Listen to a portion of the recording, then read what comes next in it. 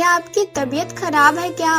हाँ बहू, तबीयत थोड़ी खराब लग रही थी, इसलिए नींद से उठकर सीधा यहाँ चली आई।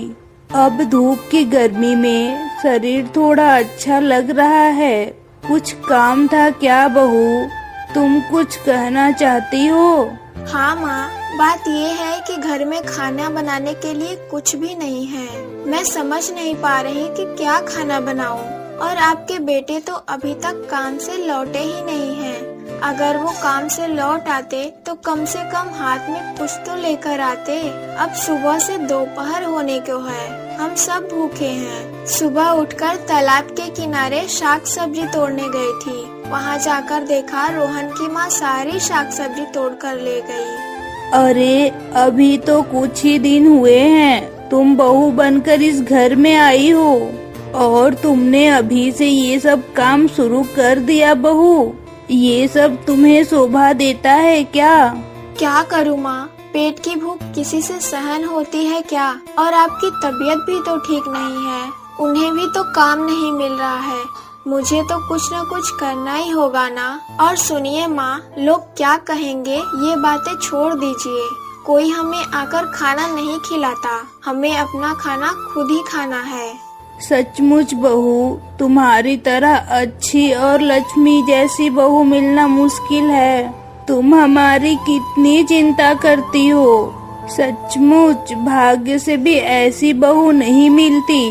तुम लंबी उम्र जियो बहू, बहुत साल जीवित रहो बेटी। आपकी जैसी सास पाकर मैं भी कम भाग्यशाली नहीं हूँ माँ। माँ आप यहाँ थोड़ा आराम करें, मैं घर जाती हूँ। जाकर देखती हूँ, वो भी थोड़ी देर में आ जाएंगे। अगर वो अपने साथ कुछ लेकर आए तो मैं खाना बनाकर आपको और उनको खाना देती हूँ, ठीक है? ठीक है बहू, तुम घर जाओ, मैं यहाँ थोड़ा बैठकर आराम करती हूँ। आप आ गए हो? कुछ लाए हो खाना बनाने के लिए? सुबह से चूल्हा नहीं जला। माँ की तबीयत भी तो ठीक नहीं है, अगर ठीक से खाना नहीं खाएंगी तो वो और बीमार पड़ जाएंगी। हाँ भाग्यवान, मैं आ गया हूँ और थोड़ा सा काम किया था, इसलिए कुछ बाजार करके ले आया हूँ। रसोई में जाकर देखो, कुछ बैंगन और आलू रखा हूँ, उन्हें काट कर खाना बना लो। ठीक है, फिर मैं थोड़ी देर में खाना बना दूंगी। और सुनो, कहीं कोई काम मिला है क्या? नहीं नहीं, सही से तो ऐसा कोई काम नहीं मिला है।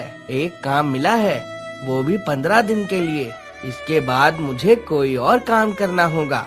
हाँ ठीक है, खड़े खड़े बात कर रहे हो, बैठो ना, थोड़ा बात करें। सारा दिन तो तुम्हारे साथ दो बातें करने का समय ही नहीं मिलता। लो भाग्यवान, बैठ गया, बोलो क्या बात कहना चाहती हो? जरा जल्दी बोलो भाग्यवान, तुम्हें तो फिर खाना बनाने जाना है, बहुत भूख भी लग रही है।